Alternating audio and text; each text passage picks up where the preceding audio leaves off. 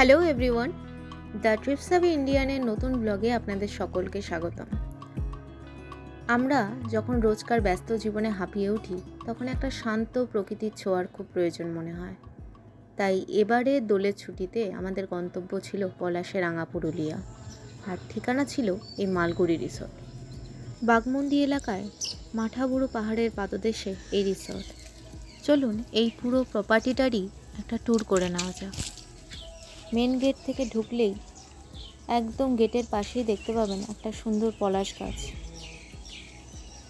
Gate থেকে ঢুকেই দুদিকে রয়েছে গাড়ি রাখার জন্য গ্যারেজ, আর মাঝখান থেকে রয়েছে সরু রাস্তা। রাস্তার দুপাশ দিয়ে মোট 8টা কটেজ রয়েছে। ডান দিকে প্রথমে রয়েছে একটা ব্যাম্বু কটেজ। চলুন ব্যাম্বু কটেজটার একটা ট্যুর করে নেওয়া যাক। ব্যাম্বু কটেজটা সবেমাত্র ফাঁকা হয়েছে, আগের গেস্ট এখান থেকে বেরিয়ে গেছে। নতুন গেস্ট আসার আগে ঘরটা রেডি করার কাজ চলছে। দুটো খাট রয়েছে, একটা টেবিল, একটা চেয়ার। টেবিলের এখানে কেটেল, কাপস, একটা 5-7-এর বড় খাট, একটা ছোট খাট, আর এই নিট অ্যান্ড ক্লিন বাথরুম। বাথরুমে গিজার রয়েছে, বেসিন, বালতি, মগ, বেশ পরিষ্কার পরিচ্ছন্ন। আর এখানে একটা সুন্দর জানলা রয়েছে, জানলা থেকে যে ভিউটা অসাধারণ। পুরো মাথাবুড়ো পাহাড়ের যে রেঞ্জটা পুরোটাই দেখা যাচ্ছে। ফরেস্ট ভিউ হোক, হিল ভিউ হোক, দারুণ। আর এখানে আরেকটা ছোট জানলা রয়েছে, এখানে একটা ফ্যান ফিট করা রয়েছে। এছাড়াও উইন্ডো এসি আছে, একটা ক্যাবিনেট রয়েছে। এই হচ্ছে টোটাল। দেখি এবার বাকি।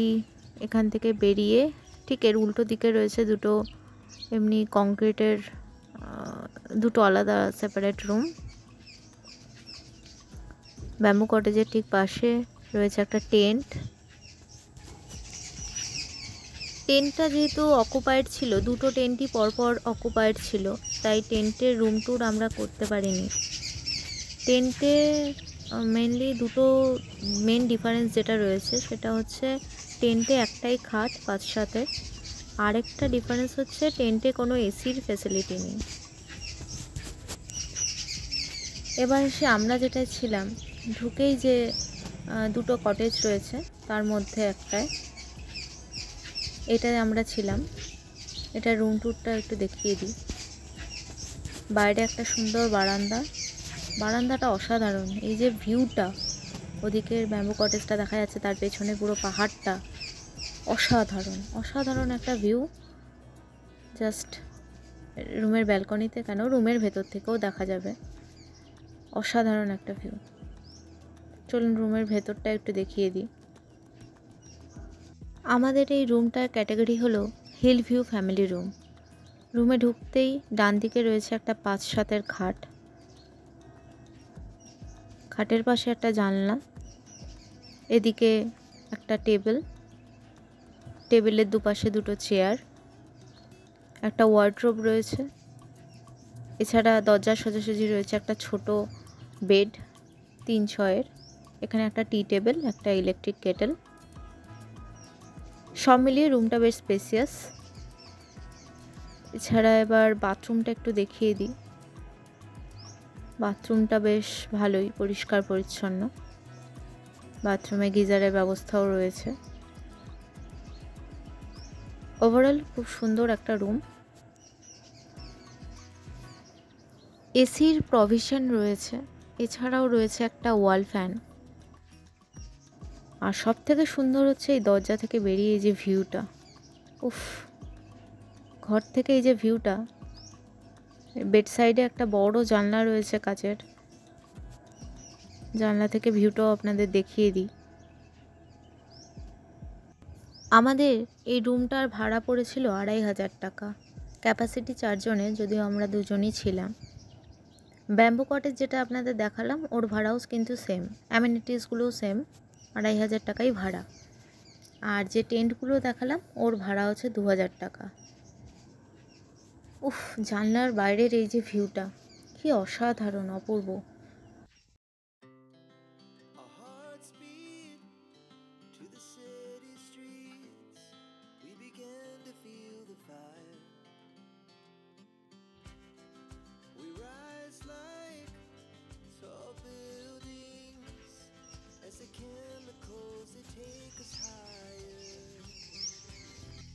এবার আসি হোটেল বুকিং প্রসিডিওরে। বুক করার জন্য আপনাদের ওদের ওয়েবসাইট malguri.resort.in গিয়ে রুমস অপশানে যেতে হবে। এবার আপনাদের পছন্দ মতন আর অ্যাভেলেবিলিটি ওয়াইজ নিজেদের ডিটেলস দিয়ে পে করে রুমটা বুক করতে হবে। ওখানে অনেক অ্যাড অন অপশান থাকে, এক্সট্রা সার্ভিসেস কিছু চাইলে। বেসিক্যালি এখানে ফ্যামিলি রুম মানে আমরা যেটায় ছিলাম আর ব্যাম্বো কটেজ, এই দুটোতে এসির প্রভিশন রয়েছে ঠিকই, তবে সেক্ষেত্রে এক্সট্রা পার ডে 500 রুপিস করে পে করতে হবে। টেন্টে তো এসির কোনো প্রভিশনই নেই, তাই আপনারা বুকিংয়ের সময় অ্যাড অন অপশান যদি চান, অর্থাৎ এসি, ব্রেকফাস্ট, পিক আপ বা ড্রাইভার্স অ্যাকোমোডেশনের জন্য পার ডে 300 রুপিস, এগুলো দিয়ে আপনারা বুক করতে পারেন। যদিও আমরা আগে থেকে কোনো এক্সট্রা সার্ভিস বুক করিনি, তবে ওখানে যা যা প্রয়োজন হয়েছে ম্যানেজারকে বলায় উনি অ্যারেঞ্জ করে দিয়েছেন। এই হলো কিচেন, আর কিচেনের ঠিক অপোজিটে রেস্টুরেন্ট।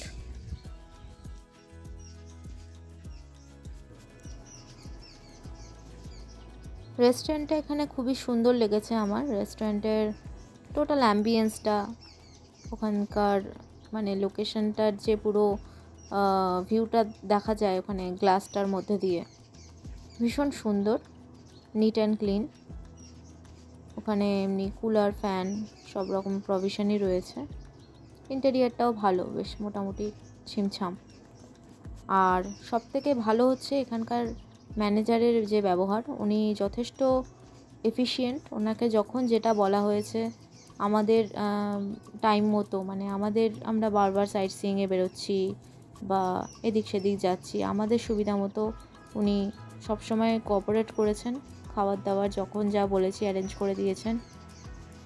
আমরা দুজন মানে বেশ সেফ অ্যান্ড সিকিউরিটি ফিল করেছিলাম, যদিও এটা পুরোটাই আমাদের এক্সপিরিয়েন্স। আচ্ছা, এবার এসে খাবারের ব্যাপারটায়। ওদের ইনহাউস কিচেন রয়েছে, তাই যখন যে বেলায় যেটা খাওয়ার তার কয়েক ঘন্টা আগেই ওদের বলে দিতে হয়, ওরা সেই ওয়াইজ খাবারটা অ্যারেঞ্জ করে দেয়। দুপুরে আমরা নিয়েছিলাম ভেজ থালি। ভেজ থালিতে ছিল ভাত, আলু ভাজা, আর ফুলকপি আলুর একটা তরকারি ছিল, চাটনি, স্যালাড, ডাল আর ডিমের অমলেট নিয়েছিলাম আমরা এক্সট্রা। এই ছিল হচ্ছে দুপুরের ছিমছাম খাবার। খাবারের স্বাদ পুরোপুরি একদম ঘরোয়া, একদম বাড়ির মতো। রাতে আমরা নিয়েছিলাম ভাত, ডাল, এঁচোড়ের তরকারি, ডিম, মানে এক থালি যেটা, সেটা আর কি। রাত্রের খাবার 8টার থেকে দেয় ওরা। আচ্ছা, কোনো বেলারই কিন্তু খাবারের দাম রুম টেরিফের মধ্যে ইনক্লুডেড নয়, সবটাই এক্সট্রা। ব্রেকফাস্টে 2 রকমের অপশান থাকে, স্যান্ডউইচ আর লুচি তরকারির। আমরা লুচি তরকারি নিয়েছিলাম, লুচি, সাদা আলুর তরকারি আর জিলিপি। স্বাদ একদম বাড়ির মতো। তো ওভারঅল এক্সপিরিয়েন্স আমাদের ভালোই বলা চলে। শুধু দুটো জিনিস আমার ড্রব্যাক মনে হয়েছে। ফার্স্ট, ওখানে ওয়াইফাইয়ের কোনো অ্যারেঞ্জমেন্ট নেই, অ্যান্ড সেকেন্ডলি এয়ারটেল ছাড়া বাকি সিমের ক্ষেত্রে নেটওয়ার্ক ইস্যুটা ফেস করতে হচ্ছে। আমাদের আজকের ব্লগটা এই অবধি। ব্লগটা যদি আপনাদের ভালো লেগে থাকে, ইনফরমেটিভ মনে হয়, কাইন্ডলি লাইক কমেন্ট করে জানাবেন আমাদের। এবং খুব শিগগিরই আমরা পুরুলিয়া সিরিজের বাকি সাইট সিইং অ্যান্ড এক্সপিরিয়েন্সের ভিডিও নিয়ে আসবো। সো প্লিজ চ্যানেলটা সাবস্ক্রাইব করে বেল আইকনটা প্রেস করে রাখবেন, যাতে আপনারা সেই নোটিফিকেশানটা পান। Thank you for watching.